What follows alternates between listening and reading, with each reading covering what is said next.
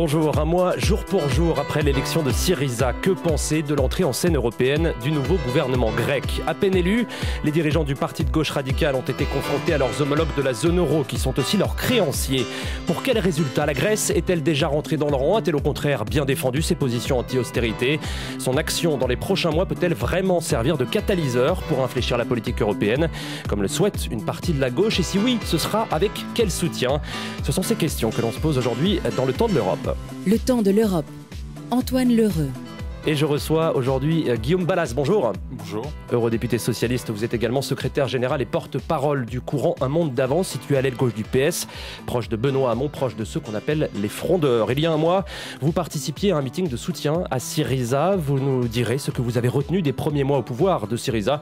Et c'est comme vous le disiez, dans une interview donnée fin février, la gauche européenne peut et doit s'appuyer sur ce parti et sur Alexis Tsipras, son leader, pour réorienter l'Europe. Avant d'entrer dans le vif du sujet, vous avez été, avant d'être élu député européen, professeur d'histoire-géographie dans le Val d'Oise, Guillaume Balas. C'est vrai. Et je vais vous demander de vous prêter un petit exercice. Est-ce que vous pourriez, en quelques mots, replacer Syriza dans l'histoire européenne comme vous le feriez auprès de vos élèves? Tout démarre de la décomposition, j'allais dire, du Parti communiste grec, du KKE, qui a été une force extrêmement importante au moment de la libération de la Grèce, après la Deuxième Guerre mondiale, mais aussi dans le combat contre le régime des colonels. Et en fait, la chute du mur de Berlin amène à une discussion au sein du Parti communiste grec, qui est extrêmement sectaire, c'est un des plus durs d'Europe, et qui fait qu'une partie d'entre ses membres décide d'aller vivre sa vie ailleurs et rassemble dans une plateforme extrêmement large beaucoup de mouvements qui sont des mouvements d'extrême gauche, trotskistes, maoïstes, etc., mais aussi des plateformes citoyennes, et qui agrègent peu à peu beaucoup d'autres gens, et notamment beaucoup de militants et de cadres du PASOK, du Parti socialiste grec traditionnel, j'allais dire, et ça va s'accélérer évidemment quand le PASOK va prendre le pouvoir dans un premier temps et finalement céder face à la Troïka et dans un deuxième temps rentrer en coalition avec Nouvelle Démocratie.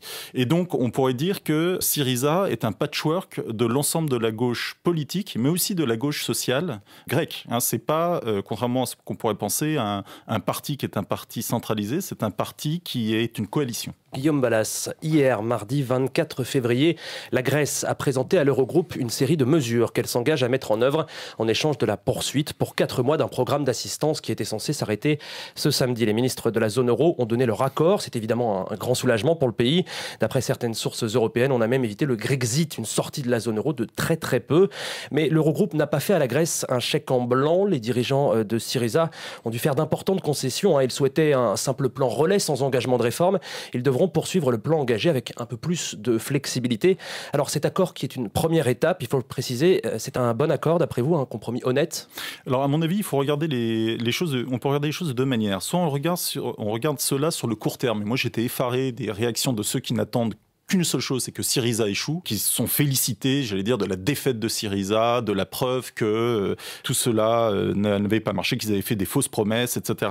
Si on regarde, par contre, sur le moyen terme, moi je pense qu'il faut regarder la séquence de la manière suivante. Tout d'abord, il y a l'élection, il y a le rapport de force, et donc ils arrivent à un accord. Et cet accord, d'abord, il se fonde sur quelque chose que nous, on a toujours défendu, je pense aux socialistes français, qui est l'idée qu'il y a au cœur du programme de Syriza quelque chose qui est fondamental, que Samaras n'a pas fait, qui est de remettre sur pied l'État grec. Et notamment par le biais de mesures aussi nécessaires et simples notamment qu'un cadastre, qu'une fiscalité qui soit une vraie fiscalité, qui est notamment redistributive.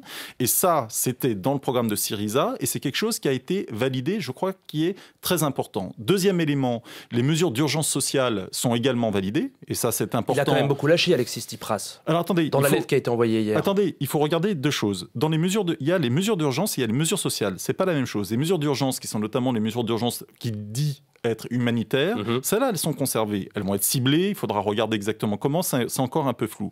Et après, sur notamment les retraites, par exemple, ou le fait que la TVA n'augmentera pas, pour l'instant, sur les principes, il n'a pas lâché, et un flou, je vais dire, est entretenu sur les délais, comme sur le salaire, minimum. Il l'évoque, mais il n'y a pas de modalité précise. Alors, et c'est pour ça que je vous dis, il faut regarder ça maintenant sur quelque chose qui est plus sur le moyen terme. Moi, je pense qu'en réalité, tout le monde a gagné du temps. C'est surtout ça ce qui s'est passé. C'est un répit. C'est un répit pour la Grèce, mais c'est un répit aussi pour l'Eurogroupe. C'est-à-dire que ces gens ne se connaissaient absolument pas, ils se sont reniflés. On va y revenir sur la négociation. Voilà, il passe un accord aujourd'hui qui permet à Tsipras de faire preuve de sa capacité à faire, notamment sur les questions, par exemple, de fiscalité. Et je pense qu'ensuite arrivera au bout la question qui n'est pas évoquée une seule seconde, qui est la question de la négociation de la dette. Parce que c'est le grand absent de tout ça. Mais je pense qu'il y a besoin de preuves mutuelles, et quand il y aura ces preuves mutuelles, alors on pourra avancer. Il faut dire et ajouter un dernier élément, c'est qu'il y a un peu se faire confiance. C'est qu'aussi, je pense que Tsipras a été pris de court par une chose, c'est le mur de l'argent. C'est-à-dire qu'il y a eu des retraits bancaires extrêmement importants la semaine dernière. Très importants, et que ça, évidemment, ça a accéléré... 3 milliards d'euros. 3 milliards, absolument. Et donc, il a fallu que Tsipras et son ministre de l'économie trouvent des solutions à court terme, notamment le prolongement du plan d'aide. Alors, on va revenir maintenant rapidement sur la négociation qui a abouti à cet accord. Ça a été très très compliqué quand même. Il y a eu 3 Eurogroupes en moins de 10 jours, de multiples petits incidents. Un correspondant bruxellois présent sur place disait ne pas avoir souvenir d'une négociation aussi tendue au sein de l'Eurogroupe. Alors d'après vous, pourquoi ça a clashé comme ça? Pourquoi ça a été si dur? Est-ce que c'est dû à l'inexpérience de Syriza, l'urgence dans laquelle a été menée cette négociation, ou est-ce que les ministres de finances de la zone euro n'étaient tout simplement pas prêts à recevoir les demandes de Syriza? Je pense qu'il y a un peu de tout ça. En tout cas, la lecture qui a été donnée de la part des autorités européennes, moi j'ai pu en être témoin avec les discussions d'un certain nombre de parlementaires qui connaissent bien ces sujets-là, c'est en gros l'idée, Tsipras était expérimentés, ce sont des gamins, ils ne savent pas gérer, etc. Avec d'ailleurs une certaine forme de mépris qui est assez inquiétante. Ouais. Et de l'autre côté, je pense qu'il y avait l'idée... Le style Varoufakis a un peu dépoté quand même. Oui, voilà. Alors je pense que de l'autre côté, il y avait aussi l'idée de faire différemment, parce que, y compris, c'était un moyen d'exister, y compris médiatiquement, et de pouvoir susciter de l'appui. Maintenant, on est dans une situation où je crois qu'il y aurait un grand tort de la part des autorités européennes, et notamment des sociodémocrates au sein de l'Union, et il faut faire très attention. S'il y en a qui pensent qu'il faut faire la peau de Syriza pour faire la démonstration que la gauche radicale n'est pas une solution, et je sais que ça existe chez certains sociodémocrates, et qu'on est en bonne voie pour le faire, et qu'il faut aller jusqu'au bout, qu'il faut appuyer, etc. En Espagne, notamment, il y a la menace, entre guillemets, pour eux, peut-être Podemos, donc la gauche espagnole, les socialistes espagnols. Oui, je pense que nos camarades ici espagnols ne disent absolument pas ça. Nos camarades du PSOE sont tout à fait conscients que, au contraire, si eux ne reprennent pas le créneau de la lutte anti-austéritaire, ils seront balayés par Podemos. Donc ça, je crois qu'ils ont très bien compris le message. Non, je pense plutôt à des sociodémocrates nordiques qui pourraient avoir cette tentation. Je crois que ça serait une très grande erreur. Je pense qu'on est en train de l'éviter. Moi, j'aimerais quand même que la France affirme un peu plus qu'elle n'est pas simplement, une conciliatrice entre Tsipras et Merkel. On va y revenir à la France et à François Hollande. Je pense qu'il y a un rôle un peu plus important à jouer et qu'on ne s'appuie pas assez sur ce qui s'est passé en Grèce pour faire progresser l'Europe en son entier dans une réorientation de sa politique économique. Alors, dans cette négociation, on a eu le sentiment aussi qu'il y avait peu de place finalement à la discussion, qu'il y avait beaucoup de sémantique, que Tsipras s'adressait à ses électeurs et que l'Eurogroupe était assez bloqué, non? Oui, mais je pense qu'il y a aussi le fait que certains dogmatismes de la part de l'Eurogroupe et une certaine forme d'inquiétude qui fait qu'ils sont très vite crispés. Et que notamment, on a un problème réel avec l'Allemagne, dont une partie des dirigeants, pas tous, mais une partie des dirigeants, dès que la question, de la valeur de la rente potentielle des retraités allemands est en cause, et notamment à travers le remboursement de la dette, de la valeur de l'euro, enfin bref, d'un certain nombre de mécanismes économiques, deviennent extrêmement violents. Et M. Schauble a quand même eu des propos qui étaient extrêmement violents. Il était un petit peu isolé à la fin de l'Eurogroupe. Et en réponse, parce qu'il faut s'en souvenir, l'histoire où notamment Tsipras remet la question de la dette de guerre allemande, c'est pas tout de suite. C'est parce que Schauble réagit dans un premier temps extrêmement violemment que Tsipras va faire ça. Ouais, mais ça, c'est un peu de la provoque, non? C'est de la provoque des deux côtés. Ce qui est intéressant, c'est qu'au bout du compte, ils sont arrivés à discuter. Maintenant, ils se connaissent. Je ne parle pas forcément de Schauble et de Tsipras, mais de Tsipras et des autorités européennes. Et je pense, encore une fois, que maintenant, il y a une négociation sur le long terme qui est engagée. Je disais ce matin que maintenant, c'est dans le détail que va se faire les choses. C'est ça, c'est une première étape et les mesures vont être discutées Absolument. Dans les prochains mois. Alors, pendant ces quelques jours, on l'a dit, cette discussion a parfois viré au psychodrame. Comment l'a-t-on vécu en Grèce? Écoutez le sentiment de Michael Entougas, qui est coordinateur du Centre hellénique, un centre socioculturel grec à Bruxelles. C'était l'angoisse et tension parce qu'ils savaient que sur base du résultat, leur vie en dépendait. Il y a un tiers de la population qui est déjà en dessous du seuil de la pauvreté. Les familles se regroupent pour s'entraider. Et cet accord, cette prolongation de 4 mois, c'est une bonne chose, c'est un bon compromis? C'est une bonne chose, ça va donner à la Grèce un peu de place, comme ils disent, et les moyens financiers pour pouvoir continuer à entreprendre le programme de développement. Maintenant, il y a plus ou moins 80% de Grecs qui soutiennent le gouvernement dans toute cette procédure. Et ils se sentent pour la première fois depuis très longtemps avoir un peu de fierté. Ils sont satisfaits de ça. 8 Grecs sur 10 ont donc considéré comme positive l'attitude de leurs dirigeants face à l'Eurogroupe. C'est le résultat d'un sondage qui a été publié ce week-end par le quotidien grec Avgi. Le peuple européen, lui, il a été pris à partie. C'est une des particularités de cette négociation. Alexis Tsipras a réalisé une tournée européenne. Il s'est adressé aux lecteurs d'un grand quotidien allemand. C'est un bon VRP de la gauche européenne, Alexis Tsipras? Bon, il fait partie de la nouvelle génération de dirigeants de gauche qui va compter évidemment dans les années qui viennent. Pas le seul, il n'y aura pas que des leaders de la gauche radicale qui compteront, il y en aura aussi issus des rangs socialistes, mais ouverts. Mais il est évident qu'il a un rôle à jouer qui est important. Alors vous avez affirmé qu'il fallait s'appuyer sur lui et sur son parti pour réorienter la politique européenne. Réorienter la politique européenne, ça on l'a entendu en 2012, après la victoire de François Hollande à la présidentielle. On l'a entendu il y a un an, quand Matteo Renzi a obtenu un succès probant aux élections européennes, juste après avoir été élu en Italie. Est-ce que Alexis Tsipras va être en mesure de créer une dynamique que finalement les dirigeants de pays autrement influents n'ont pas su créer? Moi, je ne crois pas que Alexis Tsipras tout seul créera quoi que ce soit. Ça dépend beaucoup de comment est interprété et de comment est mise en dynamique cet effet Syriza, ce qui s'est passé en Grèce, mais aussi ailleurs, dans un contexte plus global, notamment par les grands pays dirigés par la gauche, par exemple l'Italie et la France. On est dans un moment où l'euro a baissé, où il y a une politique monétaire qui est devenue extrêmement accommodante et de manière historique, où il y a un plan d'investissement avec le quantitative. Absolument. Où il y a un plan d'investissement quand même qui existe, qui est peu de choses, mais qui existe et qui pourrait d'ailleurs être renforcé. On 315 milliards du 315 milliards. On voit bien qu'on est dans un moment où il y a un constat qui est que la politique menée depuis 5 ans est un échec patent. Ça tue l'investissement, ça fait augmenter le chômage, la croissance est nulle, on n'investit pas dans des trucs d'avenir comme par exemple la transition écologique. À partir de ce moment-là, cette prise de conscience commence enfin à toucher les dirigeants européens, c'est-à-dire les sociaux-démocrates modérés et y compris certains conservateurs un peu plus éclairés que les autres. Donc ce qu'il faut, c'est pousser maintenant à ça. Et la victoire de Tsipras en Grèce est un des éléments qui pousse à cette réorientation. Et le rôle de la France aujourd'hui, conformément d'ailleurs à la campagne de François Hollande, au programme du Parti socialiste français, au programme du Parti socialiste européen, est évidemment d'enfourcher ce cheval pour faire en sorte que la réorientation soit la plus rapide et la plus profonde possible. Le temps de l'Europe. Antoine L'Heureux. Et je reçois Guillaume Balas, eurodéputé socialiste. Alors, on évoquait cette réorientation de la politique européenne, mais aujourd'hui, le pouvoir en Europe, il est au Conseil. Le Conseil, il est dominé par l'Allemagne, qui reste fixée sur l'orthodoxie budgétaire, et elle est soutenue en cela par les pays du Nord, comme les Pays-Bas, par les pays de l'Est. L'Espagne et le Portugal, qui ont mis en œuvre des programmes d'austérité aussi, sont plutôt bloqués. Reste l'Italie ou la France, mais les positions de ces deux pays restent très mesurées. François Hollande et Matteo Renzi sont sur la ligne européenne des dirigeants sociodémocrates qui étaient réunis ce samedi à Madrid, en Espagne.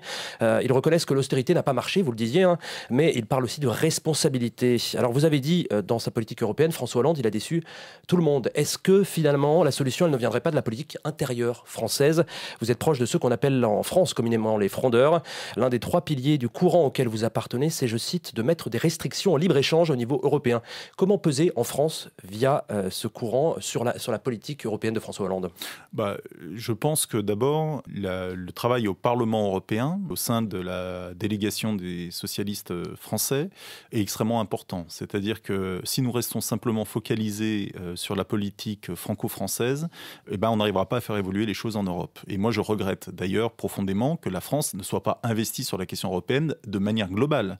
Et donc, il faut que la gauche, y compris la gauche à laquelle j'appartiens, prenne ce champ de plein pied pour faire en sorte que la question européenne ne soit pas simplement un discours de congrès, mais soit quelque chose qui soit traité de manière concrète. Et notamment pour ça, il faut être en capacité de nouer des alliances. Ouais. C'est ce qu'on a par exemple fait sur la question grecque, à la dernière séance du Parlement européen, où avec un certain nombre de parlementaires issus de tous les groupes de la gauche, vous avez co-signé un texte. Voilà, et on a construit et co-signé un texte. Voilà, je pense que c'est comme ça aujourd'hui qu'on aidera le plus à la réorientation de l'Europe et à crédibiliser en France une parole européenne, mais de gauche. Donc quoi, créer un groupe de frondeurs finalement au Parlement européen aussi au sein du groupe SND? Non, les choses sont un petit peu différentes, ça ne fonctionne pas exactement de la même manière, et peut-être y a-t-il plus, bizarrement, ici, de latitude dans la discussion, et j'allais dire, un positionnement qui est un positionnement beaucoup plus sur la réorientation de la construction européenne, et notamment de sa politique économique et sociale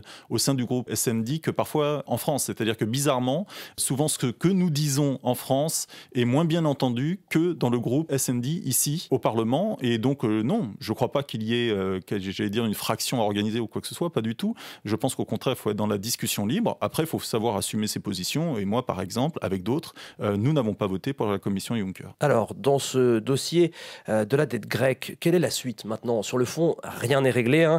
Certains parlements nationaux, Allemagne, Slovaquie ou Finlande, vont dans les jours qui viennent ratifier le compromis. Notamment ce vendredi matin, on attendra ça impatiemment au Bundestag. Ça va être intéressant. S'il est effectivement validé, l'accord vaudra jusqu'à fin juin. La Grèce pourrait toucher 7 milliards d'euros dans les prochaines semaines. Ça va lui permettre de souffler. Alors on voit l'intérêt de cet accord immédiat pour les Grecs, notamment pour les plus démunis. Mais dans 4 mois, peu de chances que la situation économique ait évolué en Grèce. Finalement, voilà, ce débat, il n'est que reporté. C'est très clair. Il va y avoir une discussion technique dans les mois qui viennent. Moi, je crois que de toute façon, la question de la dette grecque n'est pas la question de la dette grecque. C'est la question de la dette aujourd'hui des pays européens. Et de ce point de vue-là, je suis extrêmement saisi à chaque fois du phénomène suivant. C'est que dans les couloirs, tout le monde dit, des gens les plus orthodoxes en termes économiques jusqu'aux plus contestataires, tout le monde dit, aujourd'hui les dettes en Europe sont impayables. Tout le monde le dit. Mais par contre, le dire officiellement est impossible. Pourquoi ? Parce que notre système économique repose sur une fiction. La fiction que tous les créditeurs seront remboursés. Ce qui sera pas le cas. Et c'est une fiction, c'est-à-dire que tout le monde le sait, mais cette fiction doit tenir absolument.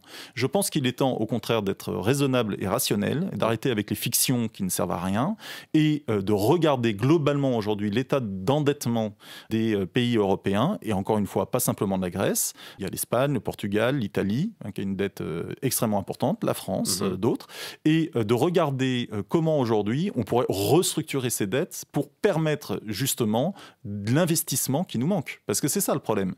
On a des dettes qui nous plombent, notamment pour pouvoir investir, alors qu'on sait que c'est l'investissement qui manque pour faire redémarrer aujourd'hui l'économie européenne et pour pouvoir passer à un nouveau modèle de développement de transition écologique. Donc cette discussion, il va bien falloir qu'elle ait lieu. Et de ce point de vue-là, la dette grecque n'est qu'un exemple. Vous avez parlé d'investissement, on a parlé du plan Juncker, les 315 milliards d'euros. Est-ce que la Grèce doit en profiter en priorité de ce plan ? De toute façon, c'est très simple. Si jamais le plan Juncker est simplement un machin où je suis un pays puissant économiquement, je mets de l'argent dans le plan Juncker et je veux que ça me revienne, voire que ça soit multiplié en termes de gains, c'est pas un plan d'investissement. Voilà, le plan Juncker, il doit profiter aux pays les plus en difficulté. Il faut qu'il soit asymétrique. C'est-à-dire que ça veut dire que l'Union européenne existe, ça veut dire qu'on investit là où ça va plus mal, pour faire en sorte que là où ça va bien aujourd'hui, ça n'aille pas mal demain. Parce que c'est ça le problème. C'est que si nous cassons la solidarité européenne, au bout d'un moment, tout ça va exploser. Donc, il faut à tout prix que ce plan soit asymétrique, et notamment dans la sélection des projets. Eh bien oui, il y a une sélection des projets qui aille en priorité dans les endroits où il y a le plus besoin d'investissement aujourd'hui. Donc priorité à la Grèce. Priorité à la Grèce, mais aussi aux États qui sont en difficulté infrastructurelle. Et d'ailleurs, de ce point de vue, l'Allemagne aura besoin aussi d'investissements dans les infrastructures, on le sait. Comment vous voyez les discussions ? Il va y avoir des discussions techniques dans les prochains mois. Comment ça va se passer d'après vous dans les prochains mois là ? Je pense que la problématique est aussi politique, c'est-à-dire que tout le monde a conscience qu'il va y avoir des élections à l'automne, notamment en Espagne, et que donc il va y avoir une forte pression, je pense, de Rajoy par exemple, pour expliquer que son pays finalement, l'austérité ça a marché, que c'est fantastique et que c'est très bien, et la droite européenne va essayer de mettre en valeur au maximum les politiques d'austérité en Espagne et leurs supposés résultats pour faire en sorte que Podemos ne puisse pas prendre le pouvoir ou progresser, ou même que le PSE ne le puisse pas. Et ça, je pense que ça va beaucoup matricer ce que va être l'attitude d'un certain nombre de pays et de gouvernements européens par rapport à la Grèce. Donc, c'est pour cela, j'y reviens, que la France et l'Italie, qui ne peuvent pas être rangés dans le camp des conservateurs, doivent jouer tout leur rôle de protection, notamment de l'expérience en cours en Grèce aujourd'hui. Donc il faudrait un arc, un front France-Italie, peut-être plus Grèce. Affirmé. Plus affirmé. Oui, plus affirmé. Plus réel. Pour terminer, c'est bientôt la fin de cette émission. Vous appelez de vos voeux un modèle social européen. Guillaume Balas, vous avez d'ailleurs participé à une réunion avec votre groupe sur le sujet. D'après un Eurobaromètre qui a été publié en 2014, un pourcentage très faible d'Européens estiment que l'Union européenne représente la protection sociale. Ça varie entre 6 et 20% selon les pays. Alors comment œuvrer, c'est une question assez ouverte, mais comment œuvrer en faveur d'un modèle social européen concrètement maintenant ? Alors, je crois que là-dessus, il faut faire attention. C'est-à-dire que si aujourd'hui on dit on va faire un modèle social européen, le réflexe des gens, c'est de dire donc vous allez enlever nos protections sociales nationales et vous allez nous vendre un truc européen dont nous, de toute façon, on a peur parce qu'à chaque fois que c'est plus d'Europe, c'est plus de libéralisme. Bon. Donc, ce qu'il faut faire, c'est prendre des mesures qui sont des mesures concrètes. Je pense par exemple à la directive sur le détachement des travailleurs, qui est un élément concret. On va bientôt discuter des questions liées à la protection des femmes enceintes dans le milieu du travail. Bon, là aussi, c'est un autre exemple. Mais je pense, et là, il y a quelque chose à creuser, de faire par la preuve en quoi l'Europe pourrait être utile, et notamment sur un sujet qui est l'assurance chômage. Aujourd'hui, les systèmes d'assurance chômage sont nationaux. Mais quand il y a un très gros choc économique, comme par exemple en 2008, on voit qu'ils craquent. Parce que certains pays ont une telle augmentation du chômage que ça ne répond plus. Alors le cas extrême, c'est évidemment la Grèce, mais même en France, on voit bien que ça a été difficile. Bon. Si nous avions un système européen, qui soit un système un peu à l'américaine de réponse au choc asymétrique, c'est-à-dire il y a un choc économique, eh bien il y a un fonds qui existe, qui va aider sur un temps un pays à pouvoir tout simplement accompagner ces chômeurs qui sont de plus en plus nombreux, quitte à que ce ne soit pas pour tout le temps, évidemment, et que ensuite, quand ça va mieux, eh bien, ce pays puisse contribuer aussi à ce fonds pour aider un autre pays qui serait en difficulté. On créerait une solidarité européenne qui serait manifeste pour les citoyens, pour les travailleurs, et qui montrerait la plus-value de l'Europe en termes sociaux. Le problème, c'est que aujourd'hui, c'est confronté à l'égoïsme des États. Voilà, il faut plus d'intégration européenne, donc est-ce que ça passe par un nouveau mode de gouvernance, notamment, est-ce que ça doit se faire autour de la zone euro ?